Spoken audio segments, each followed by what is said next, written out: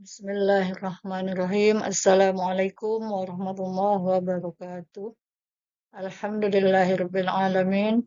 Allahumma shalli ala sayyidina Muhammad wa ala ali sayyidina Muhammad. Rabbi shrah li sadri wa yassir li amri wahlul 'uqdatam min lisani yafqahu qawli. Yang terhormat Ibu dosen Profesor Dr. Sekti Dumian dari MAG, pengampu mata kuliah bimbingan konseling kelas B4. PJJ PAI UIN Sibursyah Nurjati Cirebon. Perkenalkan, nama saya Sri Laili, NIM 2381130128. Pada pertemuan kali ini, kami akan mempresentasikan makalah yang berjudul Keterampilan, Pendekatan, Strategi, dan Teknik dalam Bimbingan Konseling.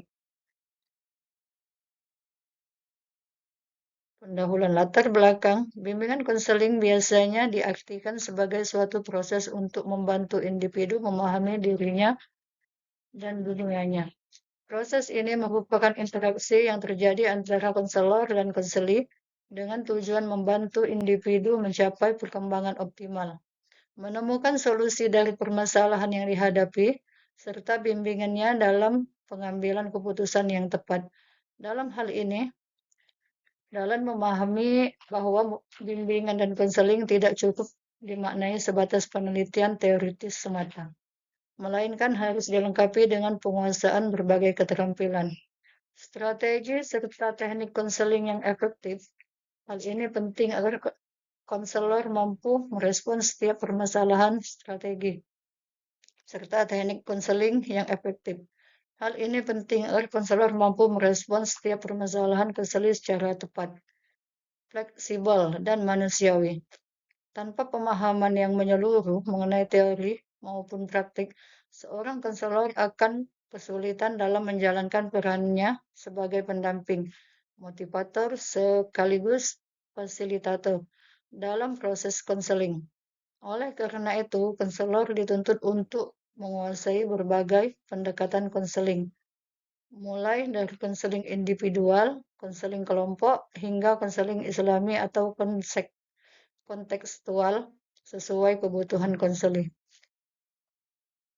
Rumusan masalah. Apa pengertian keterampilan, pendekatan, strategi, teknik dalam bimbingan konseling? Macam-macam keterampilan, pendekatan, strategi, dan teknik dalam bimbingan konseling. Tujuan manfaat untuk mengetahui pengertian keterampilan, strategi, dan teknik dalam bimbingan konseling. Untuk mengetahui macam-macam keterampilan, pendekatan, strategi, dan teknik dalam bimbingan konseling. Pengertian keterampilan konseling.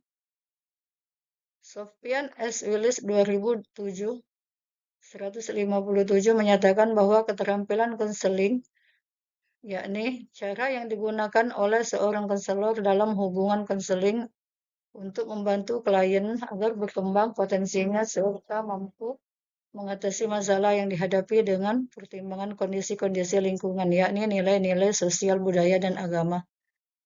Pengertian pendekatan dalam bimbingan konseling. Pendekatan terdiri dari kata dasar dekat yang berarti hal, usaha atau perbuatan mendekati atau mendekatkan. Pengertian strategi dalam bimbingan konseling. Menurut Kamus Besar Bahasa Indonesia berarti rencana yang cermat mengenai kegiatan untuk mencapai sasaran khusus. Dalam strategi bimbingan konseling dapat diartikan sebagai rencana yang cermat mengenai kegiatan untuk konseling baik individu atau kelompok agar bisa mandiri dan berkembang optimal melalui berbagai layanan berdasarkan norma yang berlaku. Pengertian teknik dalam bimbingan konseling. Teknik adalah suatu cara, kepandaian, pengetahuan, dan lain-lain untuk membuat atau melakukan sesuatu. Macam-macam keterampilan, pendekatan, strategi, dan teknik dalam bimbingan dan konseling. 1. Tending adalah memberikan perhatian secara fisik kepada konseli. 2. Empati adalah memahami perasaan konseli tanpa kehilangan identitas diri. 3, bertanya adalah menggali informasi dari konseli dengan pertanyaan terbuka atau tertutup. 4, konfrontasi adalah mengungkapkan pertanyaan konseli yang bertentangan untuk klarifikasi. Pendekatan dalam bimbingan dan konseling. Dalam melaksanakan kegiatan bimbingan dan konseling, ada beberapa pendekatan antara lain. 1, pendekatan non-ilmiah adalah berdasarkan hal-hal subjektif dan tidak dapat diuji. 2, pendekatan ilmiah adalah didasarkan pada hasil wawancara tes dan data objektif yang dapat dipertanggungjawabkan. Strategi dalam bimbingan dan konseling. 1, konseling individu adalah hubungan pribadi antara konselor dan konseling. 2, bimbingan kelompok adalah pemberian informasi melalui kegiatan kelompok. 3, konseling kelompok adalah membantu klien dalam perkembangan diri dan pemecahan masalah. 4, konsultasi adalah memberikan bantuan teknis kepada pihak lain. 5, layanan mediasi adalah konselor sebagai mediator antara dua pihak. 6, pengajaran remedial adalah membantu siswa mencapai kriteria keberhasilan minimal.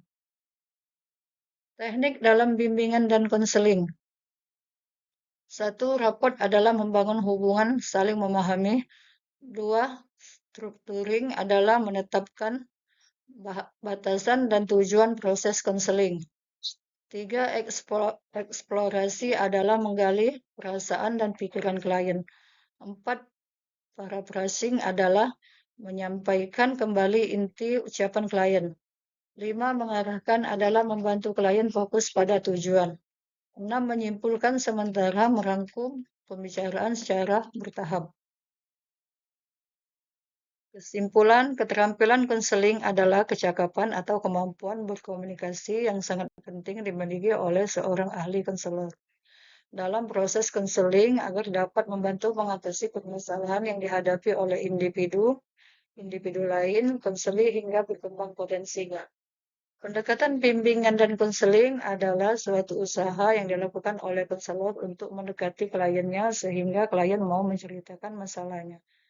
Strategi bimbingan konseling dapat diartikan sebagai rencana yang cermat mengenai kegiatan untuk konseling, baik individu atau kelompok agar bisa mandiri dan berkembang optimal melalui berbagai layanan berdasarkan norma yang berlaku. Teknik bimbingan dan konseling adalah suatu cara yang harus digunakan oleh seorang konselor dalam melaksanakan kegiatan bimbingan dan konseling. Macam-macam keterampilan dalam bimbingan konseling, ada beberapa macam keterampilan dalam konseling, diantaranya attending, empati, konfrontasi, dan bertanya. Mungkin cukup di sini dulu presentasi kami.